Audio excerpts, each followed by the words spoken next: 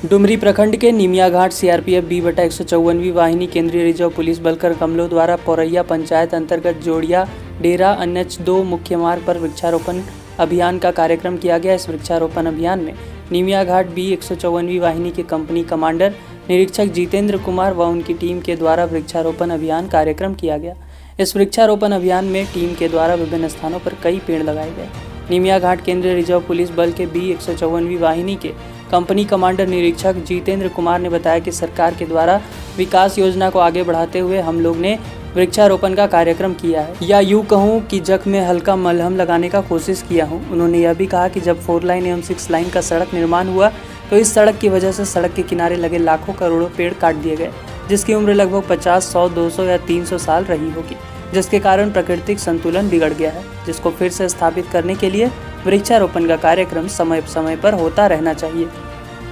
यहाँ के जनता को मैं नमस्कार कहना चाहूँगा, जय हिंद कहना चाहूँगा और हमेशा की तरह B/154वीं वाहिनी के टीम के द्वारा ये सरकार द्वारा जो विकास योजनाएं चलाई जा रही है उस कार्यक्रम को आगे बढ़ाते हुए आज हम लोगों ने वृक्षारोपण का कार्यक्रम किया, या यूँ कहे तो जख्म पे हल्का सा मलहम लगाने का कोशिश किया है। क्योंकि अभी आप देख रहे हो मेरे सामने ठीक ये जो 4 लेन और 6 लेन रोड बनाई गई है सरकार द्वारा, उसके कारण लाखों और करोड़ों ऐसे पेड़ पौधे उखाड़ दिए गए जिसकी उम्र कम से कम नहीं भी तो 500 से 200, 300, 400 साल रही होगी। इस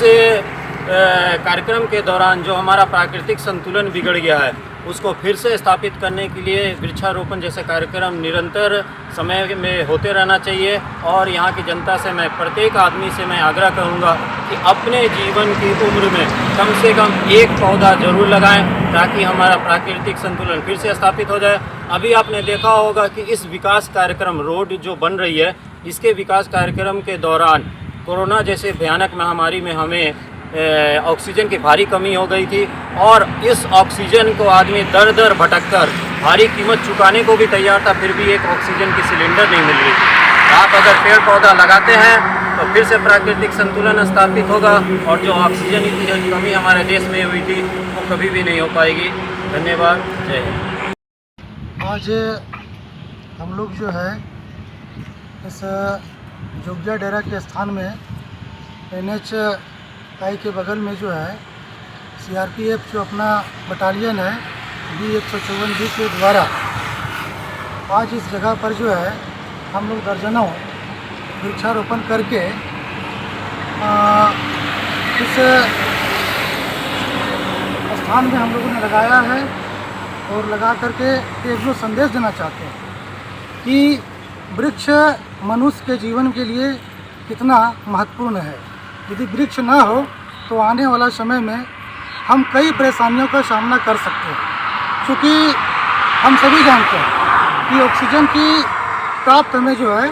वृक्षों के द्वारा होता है और जिस प्रकार से वर्तमान समय में वृक्षों की कटाई हो रहा है उस हिसाब से चूँकि उतनी ही मात्रा में हमको वृक्ष लगाना है और सरकार के द्वारा भी जो है समय समय पर जो है वृक्षारोपण का कई कार्यक्रम चलाया जा रहा है। उसी के तहत आज CRPF के द्वारा यह जो वृक्षारोपण का कार्यक्रम चलाया जा रहा है, हम उनके सभी टीम को जो आज प्रातः इस जगह पर आकर के वृक्षारोपण का काम किए हैं, मैं अपने ओर से जिला परिषद सदस्य होने के नाते सभी को बहुत बहुत आभार व्यक्त करता हूं कि आप अपना किसी प्रकार का कार्यक्रम समाज के बीच में बढ़ चढ़कर करते रहें और समाज में एक संदेश दें ताकि सभी लोग, जैसा कि हम जानते हैं कि सभी के जीवन में जो है वृक्ष अपने जब तक उनका जीवन है तब तक कम से कम 1-2 वृक्ष अपने लगावे ताकि ये संदेश है और प्रकृति का जो संतुलन है वो संतुलन हमारा बना रहे। इतना ही